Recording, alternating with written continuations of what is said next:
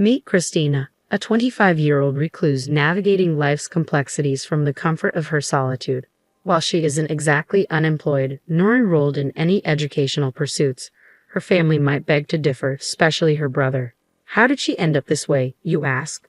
Well, it all traces back to her deep-seated mistrust of people, a sentiment rooted in her tumultuous experiences during middle school. Though she labels it as mistrust, the underlying reasons are manifold, primarily stemming from feeling overlooked. The cause, it seems to revolve around her singular passion for machines. Christina's fascination with computers and her knack for all things mechanical made her indispensable around the house. However, this reverence was short-lived, overshadowed by her declining grades and her increasing isolation from peers, all consumed by her digital pursuits. Concern soon morphed into admonishment from her parents. When will you outgrow this obsession with machines? Navigating through the turbulent waters of middle school, under the constant barrage of parental scolding, I found myself questioning the validity of my passions. Slowly, the notion crept in that perhaps I shouldn't be pursuing what truly interested me. In response, I sought solace within the confines of my room during school breaks, effectively severing ties with the outside world to avoid my parents' scrutiny. This retreat only fueled the rumors circulating about me, branding me as odd or potentially dangerous, a label that gradually alienated me even within the school walls. In the midst of this isolation, my brother Keith emerged as my unwavering ally. With a talent for sweet-talking and a keen ability to ignite my motivation, he became my beacon of support. Thanks to Keith's encouragement, I managed to navigate through compulsory education, albeit without proceeding to high school. Instead, I opted to immerse myself in remote computer-based jobs from the comfort of home. Fresh out of middle school at 16, I dove headfirst into part-time work, channeling every penny earned into a passion that consumed me, salvaging old computers, dismantling them with meticulous care, and reconstructing them from the ground up. What began as a simple hobby burgeoned into a profitable venture by the time I hit 20. Armed with the skills to craft computers from scratch, I ventured into the market, offering affordable machines to eager buyers. Before long, my endeavors bore fruit, catapulting me into the spotlight as a reputable entrepreneur. At just 25, I find myself basking in the glow of success, having amassed a modest fortune. Remarkably, my newfound wealth affords me the privilege of contributing $2,500 each month to my parents' household, with plenty left over to spare. Despite numerous attempts to explain my job to my parents, they remained steadfast in their lack of understanding. After several heated arguments, they adopted a hands-off approach, decreeing that as long as I could sustain myself, my profession was of little concern to them. This newfound autonomy granted me the freedom to inhabit my parents' home without interference, as my financial contributions spoke louder than words. However, the shift in dynamics wasn't mirrored by my brother, once my staunch ally and confidant during my school years. Initially supportive, he gradually soared towards me, perhaps weary of a sister who, even in her 20s, remained entrenched in her bedroom, immersed in her mechanical pursuits. His demeanor towards me grew increasingly hostile, sparking frequent conflicts that have left us estranged.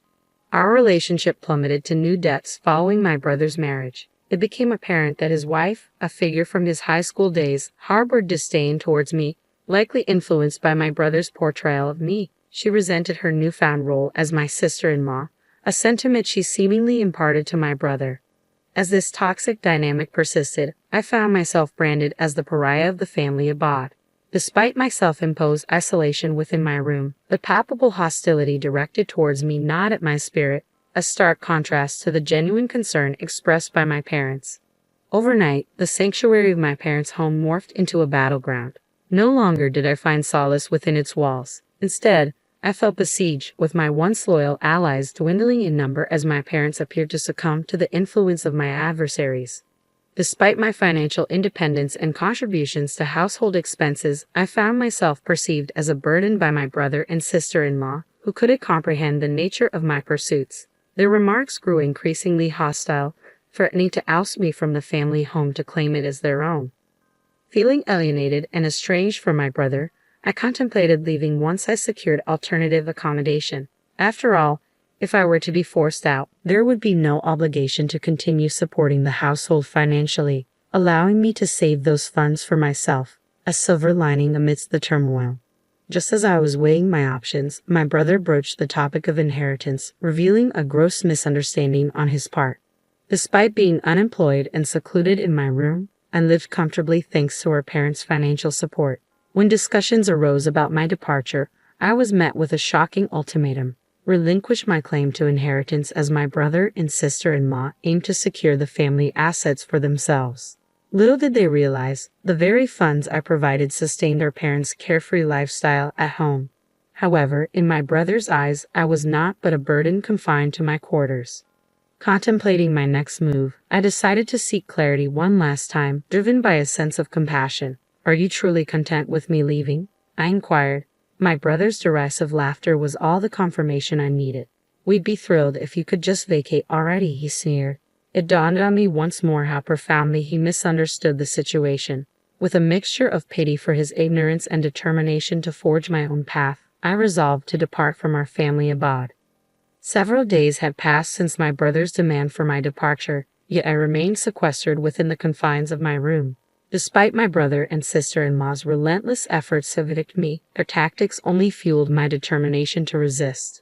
Their incessant knocks on my door, cessation of meal provisions from our mother, and demands for self-sufficiency in chores like laundry, all were mere inconveniences I could easily adapt to if I were to live independently.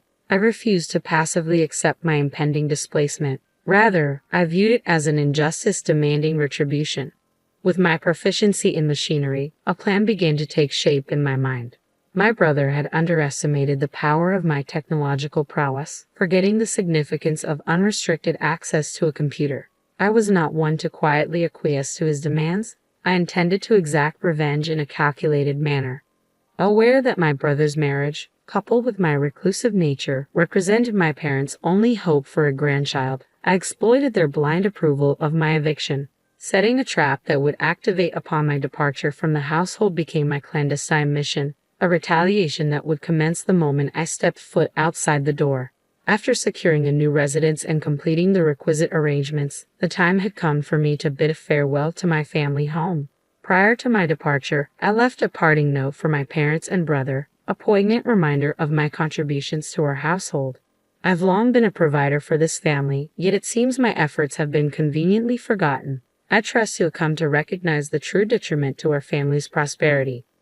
Though momentarily taken aback by my words, my parents quickly reverted to their belief that my brother would somehow persevere. Dismissing my message as mere bitterness, all three of them brushed off my concerns with little consideration. It was evident that my words had failed to penetrate their complacency. Despite the initial apprehension, I deemed it necessary to depart from my family home and forge my own path.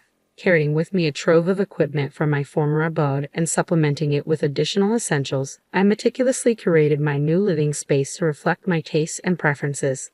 With each furnishing and decor choice, I cultivated an environment of unparalleled comfort. To my surprise, the transition to solo living proved remarkably seamless.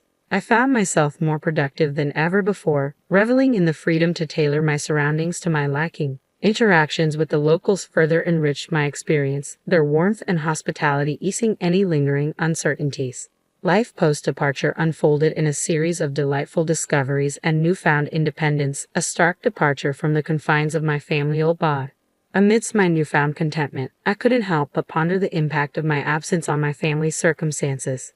However, any concerns were momentarily set aside when my mother's unexpected call interrupted my reverie. "Christina, did you tamper with our machines?" My brother's accusatory tone cut through the air. "What? Tamper with the machines?" I replied, feigning innocence. "Yeah, something's definitely off with the computers and electronics lately," he persisted. "I have no clue what you're talking about. I used to handle them out of goodwill since we're family, but since you deemed me a nuisance and ousted me, even if you're my parents, you'll have to pay the standard rate," I retorted, unapologetic. "Are you serious? That's awfully greedy of you. We're your parents, after all. Can't you cut us a break?" my father interjected. "In that case, I'd rather extend discounts to my friends. Unlike you, they don't treat me poorly," I shot back, my resolve unyielding. "Fine, you're nothing but a miser," my brother spat, his frustration palpable. Internally, I let out a sigh of relief as I recognized the familiar issue at hand, grateful that another trap hadn't been triggered. Handling the situation calmly, I addressed my mother's abrupt hang-up and the subsequent spiteful email. It struck me as immature, her reaction akin to that of a sulking child. Who was the real adult in this scenario? I couldn't help but wonder. Such behavior seemed not just self-centered, but outright selfish. Regarding the family computer, all I had done was revert the status adjustments I had previously performed for my family free of charge back to their original settings. To an untrained eye, it might appear as if the computer had spontaneously malfunctioned. When I suggested they contact the company for repairs as an individual, they responded with a tantrum. But such reactions were par for the course, and I chose to let it slide. 6 months had passed since my expulsion from the family home, and just as I was settling into my newfound independence, my father reached out with a phone call. I hate to ask, but can you lend me some money? My father's hesitant voice came through the phone. Lend me money? What do you mean? I responded, caught off guard. It's just that your brother and his wife have been spending recklessly. They seem to think we're swimming in cash, and it's been nothing but demands from them. They're always asking for money to buy this or to go there. I have no idea where they get these ideas. Why do they always come to me with their financial woes? Isn't it supposed to be the other way around? Parents helping their children. My father lamented. That's easier said than done. Well, even $500 would help, he continued. I'm not giving you anything. I won't lend you money either. I have no intention of financially supporting you anymore. But if you pay me for my services, I'll work on your machines, I stated firmly. You've become so stingy. I guess what Mom said was true, he retorted. During my unemployed years, he had the nerve to say things like, you used to do whatever you wanted at home, and he kept grumbling about other things. But I didn't care. I just hung up, I concluded, ending the conversation. My father's emails may have ceased, but his incessant phone calls intensified, ringing more than twice a day, prompting me to muse, what troublesome parents I have. A few days into this relentless barrage of communication, my brother, clearly in a tight spot, reached out next. When I questioned him about their sudden interest in contacting me, he countered, let me ask you this. Why was our family home affluent in the past? It dawned on me that he must have suspected their financial predicament had deteriorated since my departure, but it was too late. My current residence had become my sanctuary, a place where both my work and life flourished. There was no chance I would relinquish it again.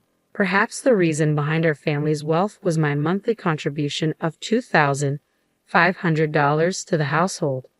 Though not obligatory, I felt a sense of indebtedness to my parents for raising me, hence my willingness to give more.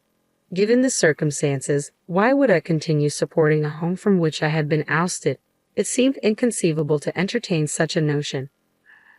I understand now, so that explains the sudden decline in Mom and Dad's finances, my brother acknowledged solemnly.